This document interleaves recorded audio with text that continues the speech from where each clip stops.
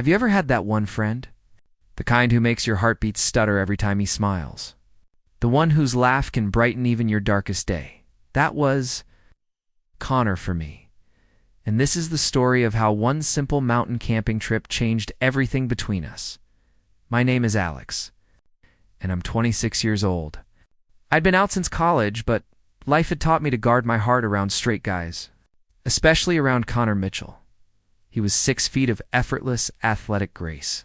Sandy brown hair that always fell in that perfectly messy way, green eyes that crinkled when he laughed, and a smile that made me forget how to think straight. We'd been friends since sophomore year, bonding over late-night study sessions and our shared love for the outdoors. 4 years later, we were still close enough that my buried feelings didn't always stay buried. Dude, you ready for this? Connor's voice snapped me back to reality. We stood at the base of Mount Rainier's Wonderland Trail as he adjusted his backpack straps, his fitted hiking shirt stretching across his shoulders in a way I tried very hard not to notice. Born ready, I said, forcing confidence into my voice. 3 days. 3 days alone with Connor in the wilderness. I could handle it. I'd handled worse. The September air was crisp, filled with the scent of pine and early autumn. Hikers moved around the trailhead, checking gear and taking pictures. A couple nearby caught my attention, 2 men in their 30s, holding hands while studying a trail map. One of them noticed me looking and gave me a small, knowing smile. A quiet ache settled in my chest. Earth to Alex. Anna waved a hand in front of my face. Where'd you go, man? Just excited, I said, and I was. Being around Connor always made me feel more alive. Even when it hurt, we started hiking as the morning sun rose, painting the forest in gold. Connor kept an easy pace, glancing back every so often with that same effortless grin. Keeping up okay? I literally run marathons, Connor. I think I can handle a hike, he laughed, the sound echoing through the trees. Just checking on my best friend. Best friend, right? That was all I'd ever be. The trail wound through an old-growth forest, towering Douglas firs forming a cathedral-like canopy above us. Sunlight filtered through the branches, catching tiny floating particles that shimmered in the air. The steady rhythm of our footsteps became calming, and slowly I relaxed into the familiar comfort of Connor's presence. So, how are things with Jessica? I asked, immediately wishing I hadn't. His girlfriend of 6 months was kind, warm, everything anyone could want. She was perfect for him in ways I could never be. Connor's expression shifted. We actually broke up last week. I stopped walking. What? Connor? Why didn't you tell me? He shrugged, eyes fixed on the trail ahead. It's been weird. I needed space to figure things out. He adjusted his backpack, even though it didn't need adjusting. She said I wasn't emotionally available, that I was holding something back. My chest tightened, part sympathy, part something I didn't want to name. I'm sorry, man. That's rough. Yeah, he muttered, starting to walk again, his jaw tense. Maybe she wasn't wrong. Maybe there is something I've been holding back. His words lingered between us, heavy and unspoken, until the trees suddenly opened up to a breathtaking view. The mountain rose in front of us, its snow-capped peak glowing under the sunlight. Wildflowers still dotted the meadow in soft streaks of purple and yellow. Wow, Connor breathed. We stood there in silence, letting the moment sink in. The next few hours passed with easy conversation work updates. Mutual friends, his mom's upcoming retirement. Safe topics. But underneath it all, something unspoken simmered. A quiet tension that made the air feel charged. Like the calm before a storm by the time we reached our campsite near a clear alpine lake. My legs were aching and my shirt clung to my back. Connor, of course, looked effortlessly good flushed from the hike. Warmed by the sun, completely at ease. I'm calling first swim, he said, dropping his pack near the tent spot. No argument here. I'll set up camp. He pulled off his shirt in one smooth motion. I'd seen him shirtless before at the gym. At the beach, but somehow it never got easier. I focused on setting up the tent, trying not to listen to the sound of him, splashing into the lake. It took me longer than usual because his laughter kept echoing across the water, pulling my attention back to him again and again. By the time I finished, he was walking toward me, water dripping down his skin, his shorts clinging to him. "Your turn," he said with a grin. "It's freezing, but incredible." I grabbed my towel, grateful for the chance to cool off physically and emotionally. The lake was shockingly cold, sending a sharp jolt through my body the moment I dove in. When I came back up, Connor was watching me. His expression was different, more intense. Almost searching before it quickly shifted back into something familiar. "Dinner," he called out. We cooked over a small camp stove as the sun dipped behind the mountains. Connor made his famous camping chili, and soon the rich, warm smell filled the air.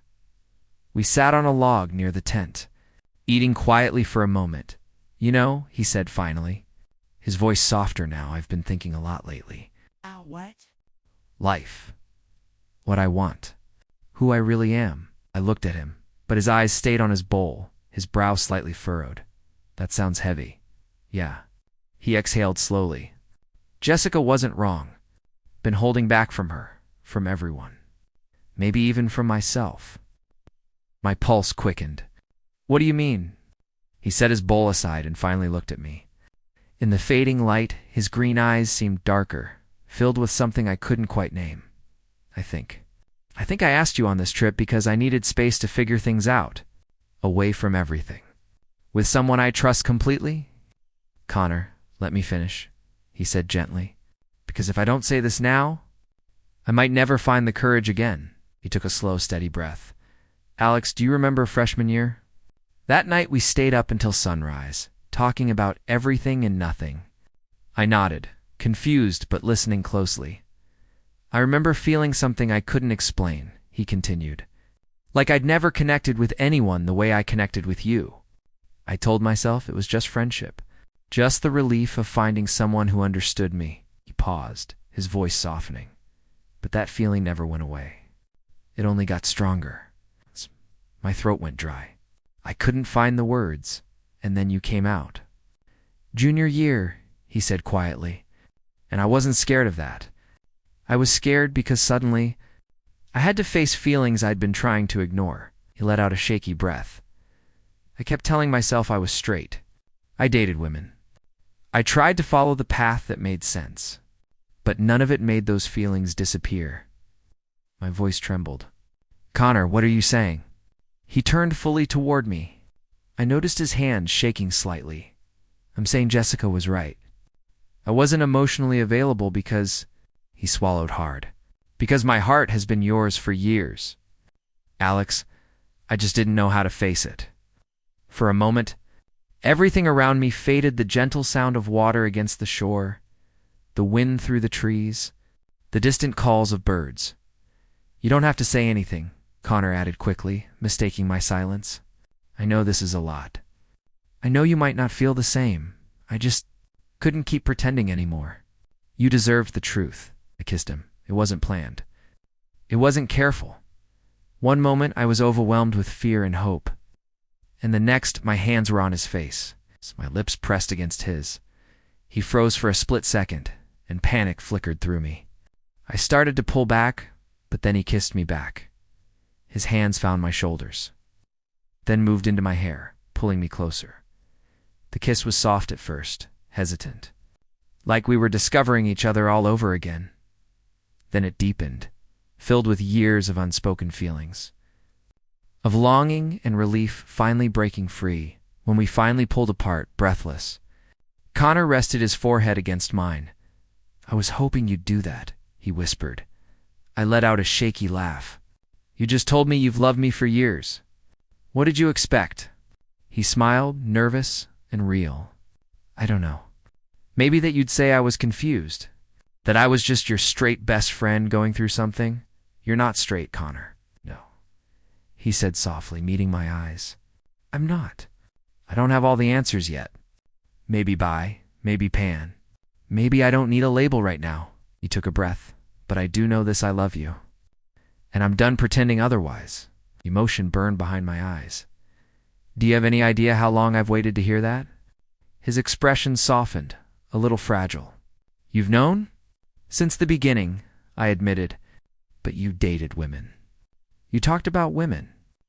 You never gave me a reason to believe you felt anything else. I looked down briefly, so I learned how to love you quietly. From a distance? I'm so sorry, he said, his voice full of regret, for all the time we lost. Hey, I said gently, reaching for his hand and intertwining our fingers. The simple touch sent warmth through me. We're here now. That's what matters. The sky had turned a deep shade of purple. Stars beginning to appear one by one. A chill crept into the air, raising goosebumps on Connor's arms. We should get in the tent, I said softly. It's getting cold, he nodded, though neither of us moved right away. Then he squeezed my hand and stood, pulling me up with him. Inside the tent, we laid out our sleeping bags, both suddenly a little shy. Despite everything that had just happened, we'd shared a tent before, but tonight felt different. Quieter, softer. Alex. Connor's voice was hesitant in the dim light. Yeah, can I? Can we? He trailed off, clearly unsure how to say it. I smiled gently. Understanding. I unzipped my sleeping bag and held it open in invitation. He let out a small, relieved breath, unzipped his own, and moved closer. We zipped them together.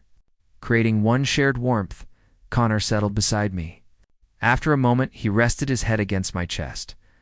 I wrapped my arms around him, and he exhaled slowly, like he was finally letting go of something he'd been carrying for years. Is this okay? He whispered. More than okay, I murmured. Pressing a soft kiss to his hair, he smelled like lake water and pine familiar. Grounding, we lay there quietly, listening to each other breathe. Adjusting to this new reality, my mind filled with questions. What this meant. What would happen when we went home? But I pushed them aside. Right now, Connor was here. In my arms, honest, real. Thank you, he whispered, already drifting toward sleep. For being patient, for waiting. I would have waited forever, I said softly. And I meant it. As his breathing evened out, I stared up at the dark ceiling of the tent. Outside, the mountains stood silent and steady. As if it had witnessed everything, tomorrow would bring questions, conversations, uncertainty. But for now, for this one perfect moment, we were finally where we were meant to be. But that night, I drifted off to sleep with my heart finally at peace, holding the man I loved close. I woke to the soft, steady sound of rain tapping against the tent, the warmth of Connor's body pressed against mine. Sometime during the night, we had shifted. He was curled in front of me now, my arm wrapped securely around his waist. For a long moment, I didn't move. I was afraid that even the slightest motion might break the moment, that everything from the night before had just been a dream. Then Connor stirred. He turned in my arms, blinking slowly as he woke, a soft smile forming on his lips. Hey, he whispered. Hey, yourself. We looked at each other in the dim morning light filtering through the tent. I saw the realization settle into his expression, his eyes widening slightly, his breath catching. I braced myself, expecting him to pull away. But instead, he moved closer. I was afraid I imagined last night, he admitted quietly. Me too. He lifted his hand and gently traced along my jaw. His touch slow and uncertain, like he was making sure I was real. Can I kiss you again? He asked softly. Now that I'm awake enough to really feel it, I answered by leaning in. This kiss was different from the one before, slower. Steadier, more intentional. His hand slid from my jaw to the back of my neck, fingers threading through my hair, while mine moved along his back, feeling the subtle shift of muscle beneath his shirt. When we finally pulled apart, breathless, the rain had grown heavier, drumming steadily against the tent above us. We should probably check the weather, Connor murmured. Though he didn't move, probably I agreed. Just as reluctant, it took us another minute before we finally pulled ourselves away from each other, The temperature had dropped overnight. So we quickly layered up. Connor unzipped the tent and looked outside, letting out a low whistle. That doesn't look good. I leaned over his shoulder. The bright sky from yesterday had vanished, replaced by thick gray clouds hanging low over the mountains. Rain fell in steady sheets, not a full storm yet, but the wind had picked up, bending smaller trees and sending ripples across the lake. "Check your phone," I said. "Maybe we can get a forecast." Connor pulled his phone from his pack, his expression falling. No signal. I checked mine. Same result. Yeah, not surprising out here. Made a quick breakfast of oatmeal and instant coffee. Eating inside the tent, as the storm continued to build, the rain grew heavier, and now and then, distant thunder rolled across the mountains. "What do you think?" Connor asked, studying the map. "We're supposed to hike another 6 miles today, but in this." I considered it carefully. "The safest option is to stay here," I said. "The tent is solid. We've got enough supplies, and hiking in low visibility isn't worth the risk." He nodded, though tension lingered in his shoulders. "I just hope this doesn't turn into something worse. Storms up here can change fast." I placed my hand over his on the map. "We'll be okay. We're prepared. And we're together." His fingers curled around mine, and some of the worry eased from his expression. "You're right," he said quietly. "And honestly, being stuck in a tent with you isn't exactly a bad situation." We spent the morning in easy companionship, playing cards, talking, sharing quiet moments. Every so often, we'd steal a kiss, each one still feeling new, electric, like something we were only just learning how to allow ourselves. "Can I ask you something?" Connor said during a quiet moment. We were lying side by side again, his head resting on my shoulder, my arm wrapped around him. "Anything." "When did you know?" he asked. "About your feelings for me." I thought back for a moment. "Do you remember that terrible house party sophomore year? The one we left early?" He nodded. "We walked around campus for hours after that. You opened up to me about your dad, about all the pressure you felt to be perfect." I smiled faintly at the memory. You were honest in a way I'd never seen before. I remember looking at you under the streetlights and realizing I could fall for you. I exhaled softly, and then I panicked. So I buried it. Connor was quiet for a moment. "I remember that night," he said. "That's when I started seeing you differently too. Like you weren't just my best friend, but someone I couldn't imagine my life without." "And why didn't you ever say anything?" He hesitated, his fingers tracing absent patterns against my chest. "Fear," he admitted. "I grew up in a pretty traditional family. Not unkind. Just very set on what life was supposed to look like. Marriage, kids, the usual path." He swallowed. "The idea that I might feel something for a guy, especially you, it scared me." He shifted, propping himself up slightly so he could look at me. "But now, the only thing that scares me is losing you." His voice softened. "These last few months, after the breakup, I couldn't stop thinking about you, about what it would mean to stop hiding. I realized I've been living half a life, always holding something back." I cupped his cheek gently, brushing my thumb along his skin. "You don't have to hide with me," I said. "Whatever you're figuring out, I'm here for all of it." His eyes softened, filled with something warm and unguarded. "How did I get this lucky?" "We both did," I said. "Two people who just took a little longer to see what was right in front of them." Ain't let out a quiet laugh and moved closer instead of pulling away. "I really thought I imagined last night," he admitted. "Again, me too." His fingers lifted, tracing lightly along my jaw, like he was memorizing me. "Can I kiss you again?" I leaned in without answering. This kiss was slower, deeper, steady in a way that felt real and grounded. When we pulled apart, breathless, the rain outside had grown even stronger, tapping firmly against the tent. "We should check the weather," Connor murmured again, though neither of us moved. "Yeah," I sighed. It took another quiet moment before we finally separated. The cold had settled in, and we quickly added extra layers. Connor unzipped the tent and looked out once more, letting out a low breath that really doesn't look good. Leaned beside him. The sky was completely overcast now, heavy clouds pressing down over the mountains. Rain fell steadily, the wind sharper than before, bending trees and stirring the lake into restless motion. "Check your phone," I said again. He didn't, shook his head. Still nothing. "Same here." We prepared another quick meal inside the tent as the storm continued to build, the sound of rain growing louder, thunder rolling deeper across the mountains. "What do you think?" Connor asked again, studying the map. "We're supposed to keep moving today, but we stay," I said firmly. "It's safer. We've got everything we need right here," he nodded slowly. Though worry still lingered, I just hope this doesn't turn into something bigger. I placed my hand over his again. "We'll be okay," I said quietly. "We're ready. And we're not alone. That's what matters." His hand turned, fingers lacing with mine, and some of the tension faded from his expression. "You're right," he said softly. "And honestly, being stuck in a tent with you isn't the worst way to spend the day."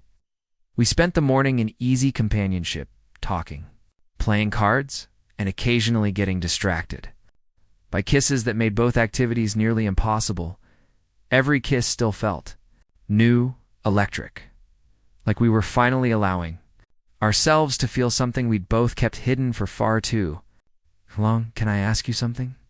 Connor said after a while. We were lying side by side in our shared sleeping bags, his head resting comfortably on my shoulder. "Anything. When did you know?" he asked quietly. "When did you realize you had feelings for me?" I thought back for a moment. "Do you remember that terrible house party sophomore year? The one we left early?" He nodded. "We ended up wandering around campus for hours. You told me about your dad? About how much pressure you felt to be perfect, to live up to expectations." I smiled faintly. "You were so open. So real. I remember looking at you under those streetlights and thinking, I could love this person." I paused, and then I panicked. Connor's voice softened. "I remember that night. That's when I started seeing you differently too. Not just as my friend, but as someone important, someone I didn't want to lose." "Then why didn't you ever say anything?" I asked. He was quiet for a moment, his fingers absent-mindedly tracing circles against my chest. "Fear," he admitted. "My family's pretty traditional. Not unkind. Just very set on what life is supposed to look like. Marriage, kids, the usual path." He swallowed.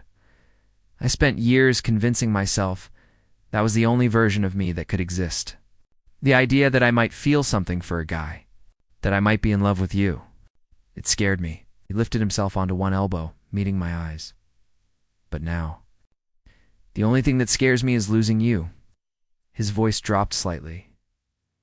"These past few months after Jessica and I broke up, I couldn't stop thinking about you. About us. I realized I've been living half a life, always holding something back."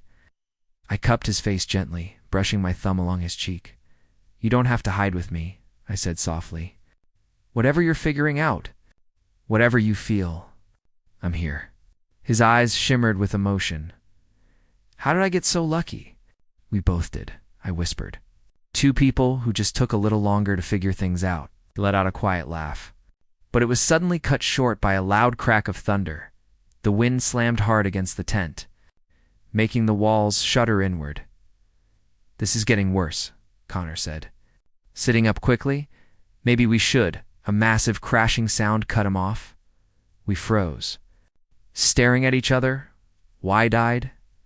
"That was close," I said. Already reaching for my jacket? "Alex, wait, let me check first," Connor called. But I was already unzipping the tent. The storm hit instantly.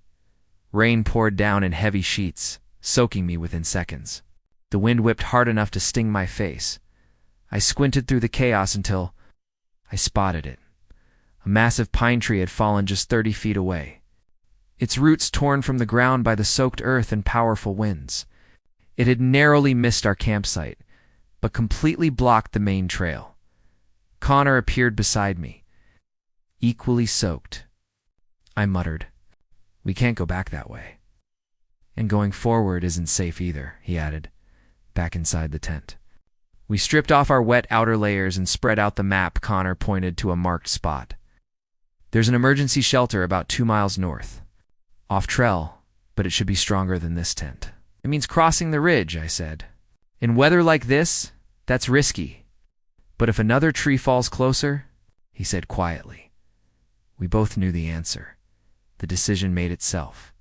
We spent the next hour packing quickly, but carefully, one backpack with only essentials: water purification tablets, a first aid kit, an emergency blanket, high-calorie food, flashlights, and our phones for navigation. We layered up in every waterproof piece of clothing we had, checked our direction twice, and prepared ourselves mentally ready. Connor asked at the tent entrance. I nodded. Even though my stomach twisted with nerves, the moment we stepped outside, storm swallowed us. We had to lean into the wind just to stay upright. The trail had turned into a muddy stream, and visibility dropped to only a few yards ahead. Connor took the lead, and I stayed close behind, matching every step he made. About 45 minutes in, he stopped suddenly. I moved up beside him. My heart sank. The creek we needed to cross had transformed completely. What had once been a small, calm stream was now a raging torrent of muddy water, rushing violently past and carrying debris with it. The wooden footbridge was gone. We can't cross that, I shouted over the roar. Connor scanned the bank, rain streaming down his face. Then he pointed upstream. Those rocks. We might be able to use them. It was risky. But going back wasn't an option anymore. Connor went first, stepping carefully from one rock to another. Testing each one before shifting his weight, he made it to the fourth stone end. Then his foot slipped. Connor. He plunged into the rushing water. Everything slowed. He disappeared beneath the surface, then burst up again, gasping. Struggling against the current, I didn't hesitate. I dropped the backpack and jumped in after him. The cold hit instantly, stealing the air from my lungs. The current slammed into me, dragging me downstream, but I forced myself forward. My hand hit something dash fabric, his jacket, grabbed it, and held on with everything I had. I've got you. I gasped.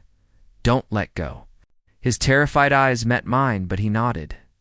Together we fought the current inch by inch. My arms burned. My chest ached. Then my hand hit something solid. Rock, mud, ground. With one final push, I dragged us both onto the bank. Are you hurt? I asked, breathless, checking him quickly. I think I'm okay, he said, shivering hard. Lost my boot. I looked down. His left foot was bare except for a soaked sock. In the backpack most of our supplies was gone. The shelter. He managed. How far? I pulled out my phone.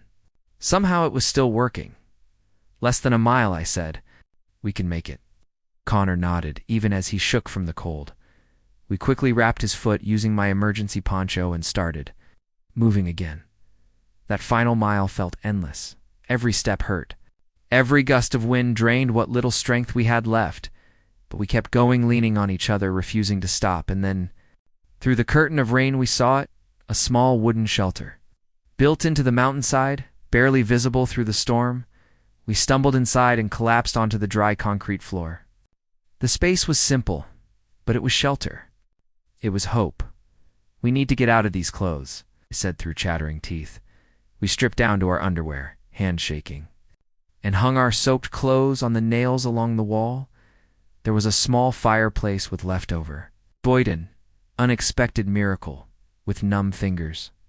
I managed to light a fire using the waterproof matches buried in my jacket pocket. As the flames slowly grew, we huddled close, sharing warmth.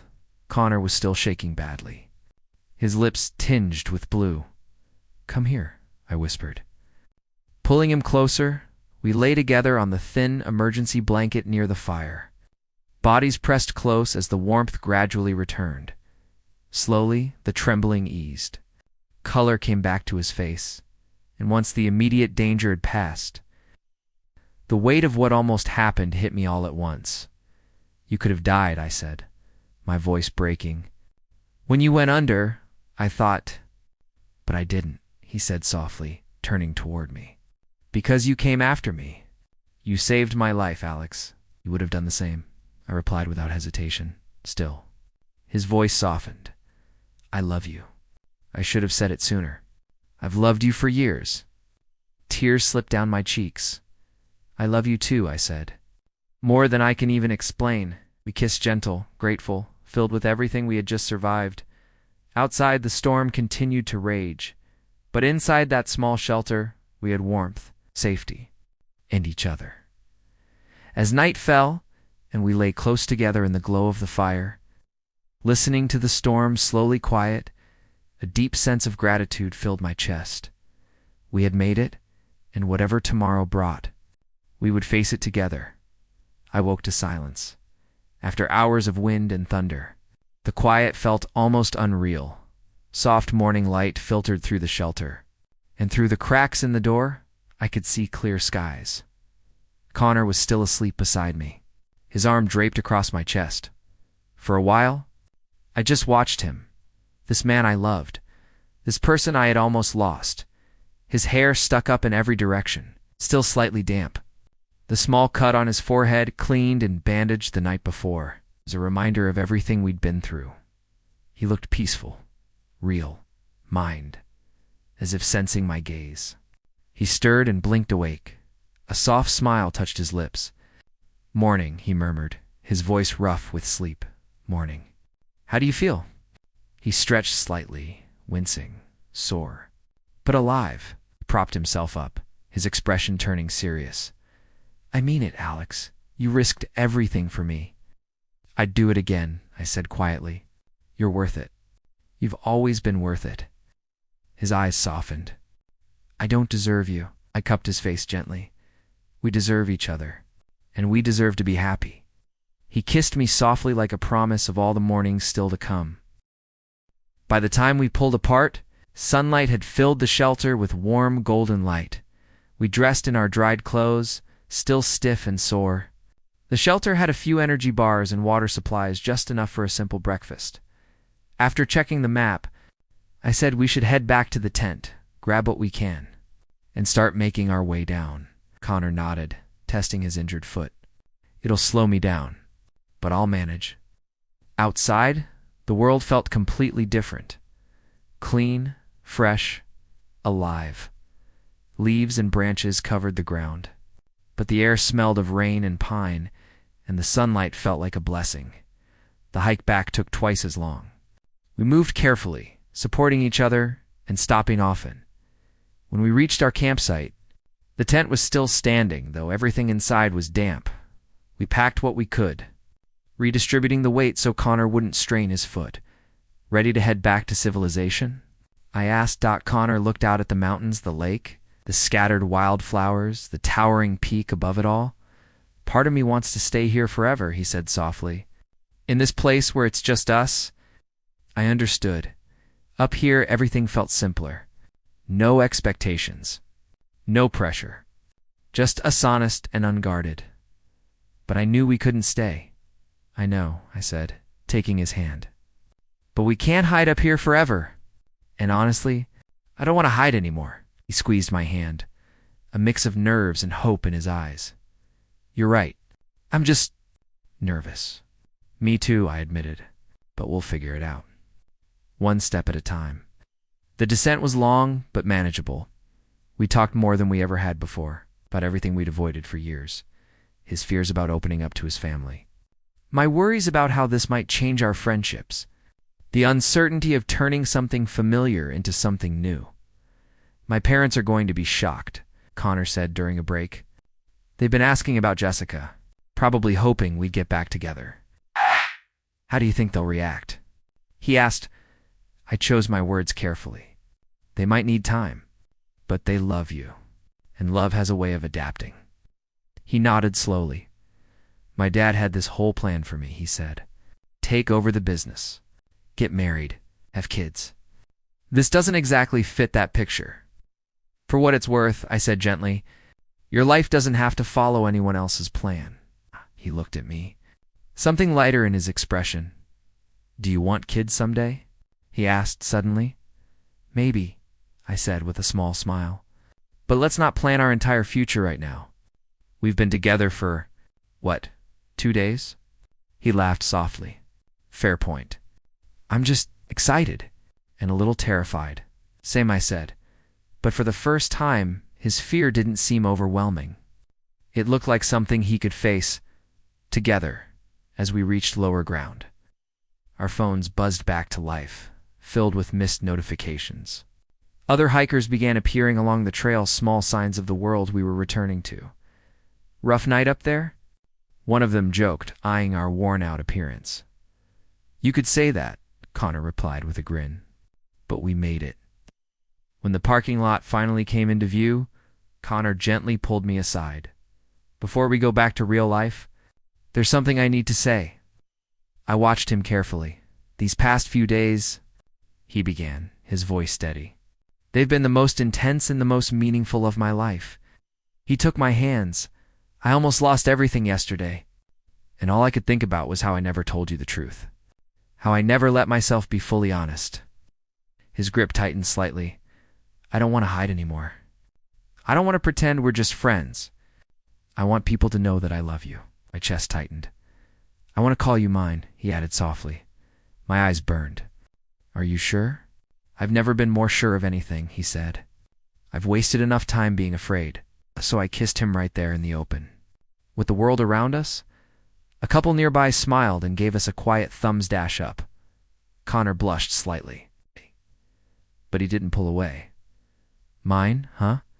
I teased gently. He smiled. Yours. The drive back was filled with quiet laughter, shared glances, and hands intertwined across the center console. For the first time. Nothing felt hidden. Nothing felt uncertain. Just real, and finally. Ours. The waitress smiled warmly. You two look happy, she said. We are, Connor replied, his voice steady and full of quiet confidence.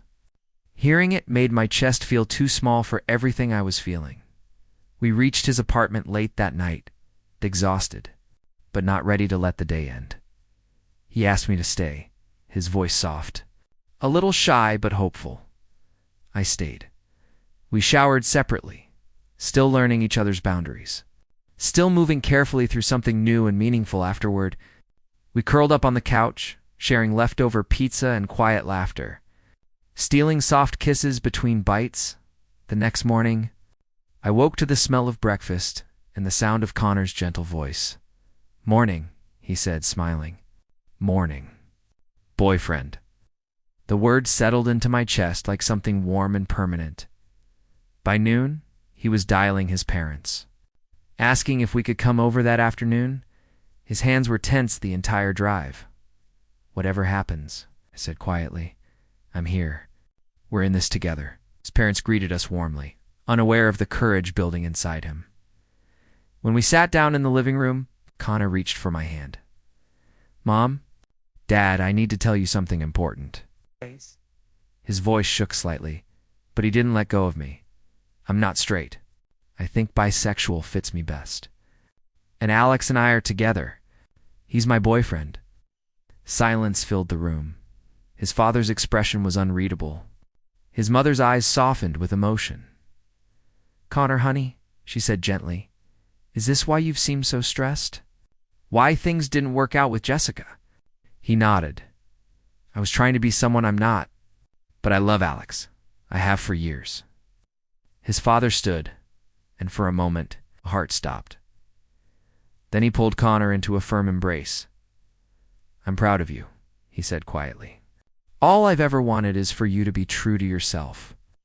Connor's mother joined them, then reached out and pulled me into the hug too. Welcome, she said softly. Properly this time. When we left, Connor was overwhelmed, tears slipping down his face. He hugged me. He whispered again and again. He hugged me. In the weeks that followed, everything unfolded gently. We told our friends most of them weren't even surprised. Work found out too, responding with a bit of awkwardness, but ultimately acceptance. 3 months later, Connor moved in with me. We learned how to live together not just as best friends, but as partners. We figured out the small things, like who does the dishes, how to apologize, how to make space for each other. 2 years after that storm in the mountains, I took Connor back to the same campsite, the same place where everything had changed. The ring I brought was engraved with the coordinates of the shelter that saved us. He said yes, before I could even finish asking. 5 years later, we stood side by side at a community center, hand in hand. As we launched the Connor and Alex Mitchell Foundation, Connor told our story to a room full of people. I was living a life that didn't feel like mine, he said. But one trip changed everything. He glanced at me, smiling. Now, my husband and I want to help others find the courage to be themselves. Sometimes, it takes facing your fears to discover who you truly are. His mother sat in the front row, quietly wiping away tears. That night, on the drive home, Connor reached for my hand. "Do you ever wonder what would have happened if I never told you how I felt?" he asked. "Sometimes," I admitted, "but I think we would have found our way eventually. We were always meant to be." He smiled softly and pressed a kiss to my knuckles. "Meant for each other." "Yes," I said. We pulled into the driveway of the home we built together, one filled with warmth, love, and the beginning of a new chapter, including the adoption journey we had just started. And in that quiet moment, I felt nothing but gratitude for the storm that forced us to face the truth, for the courage it took to finally be honest. Our story may have begun with a confession under the stars, but the real journey was everything that came after choosing each other. Every single day. And the best part? Our story is still just beginning.